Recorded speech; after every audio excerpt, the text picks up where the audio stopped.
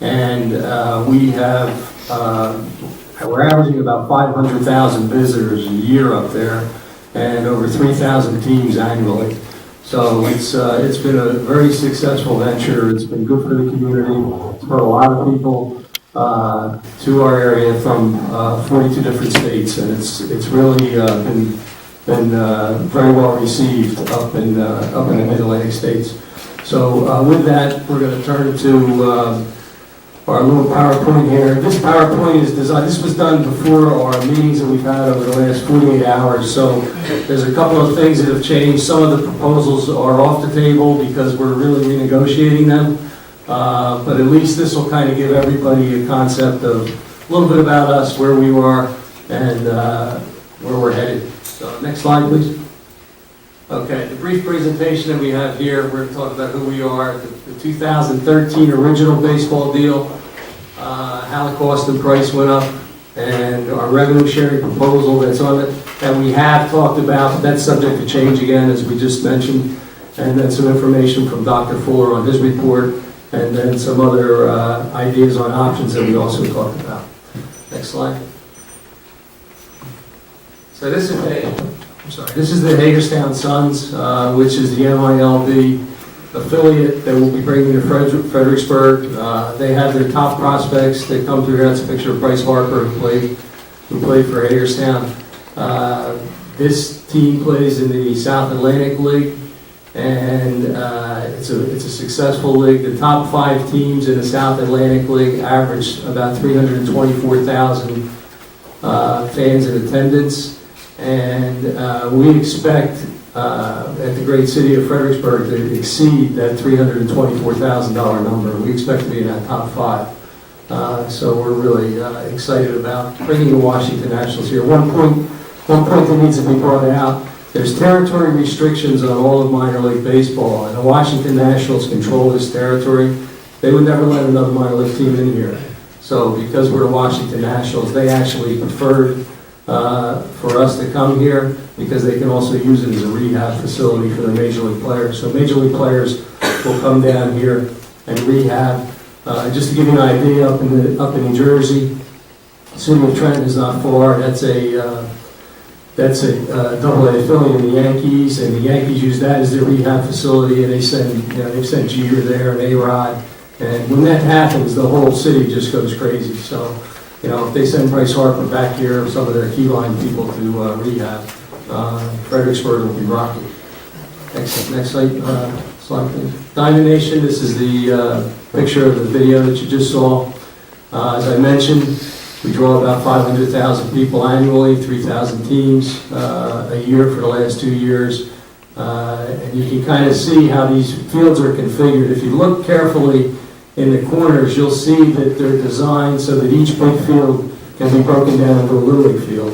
So what you do is you take 5 big league fields and you can make 10 small fields out of them, get 20 teams playing simultaneously. And that's a design that has been very effective for us. Next slide. If you add Diamond Nation together with the minor league baseball and look at all of the people that are coming, we expect the combined number of visitors each year to be about 900,000 people.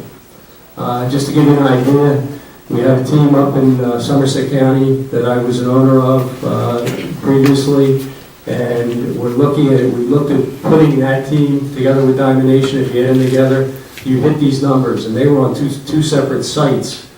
So the ability to operate and attract people is much better down here, having them all in one facility. We had a minor league facility that was about 12 to 15 miles from Diamond Nation, and we were still able to attract people for each other and help each other.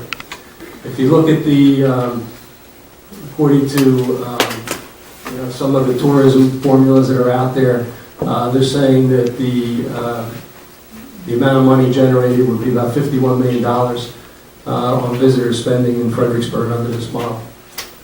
Next slide. The 2013 baseball deal, what we did here, using recently constructed MILB stadium costs, plus the estimated 2013 cost of duplicating Diamond Nation and providing the necessary combined parking provided by some of Virginia's leading architects and engineers. With considerable accommodations, the rough site, we came up with a $42 million budget. This is comparable to what we've done up in New Jersey. So originally, the $42 million budget we felt was a good number. We had a lot of professionals look at it and give us opinions about it, and we thought it was going to be something that was really going to come in at around that number. If you look up down on the bottom right-hand side, you'll see the configuration next to Interstate 95 with the various fields that are Diamond Nation adjacent to the stadium. And that was how the layout is projected to be. And the top part kind of gives you a little bit of another architect's rendering. Next slide. Again, this is a closer view of the rendering. So you can see when you put all these next to each other, you create a very compelling model. There's nothing like this that's ever been done in the United States that really had this kind of interaction between amateur fields and professional fields. So what will happen is someone would come in either to a game or to the amateur complex, be able to meander around, walk around, really enjoy a almost Disney World type of experience and watch a lot of different activity. Scouts, college coaches, parents, and fans alike would really enjoy this experience because there would be a lot going on this campus. Next slide. Again, this is another picture, just a closer picture of the site layout. Next slide. The 2013 business deal, the $42 million that we thought we were going to require initially was a public-private budget. And to complete the project was broken down as follows. The city was to contribute $8 million. Diamond Nation was bringing $34 million to the table. And originally we had targeted $42 million.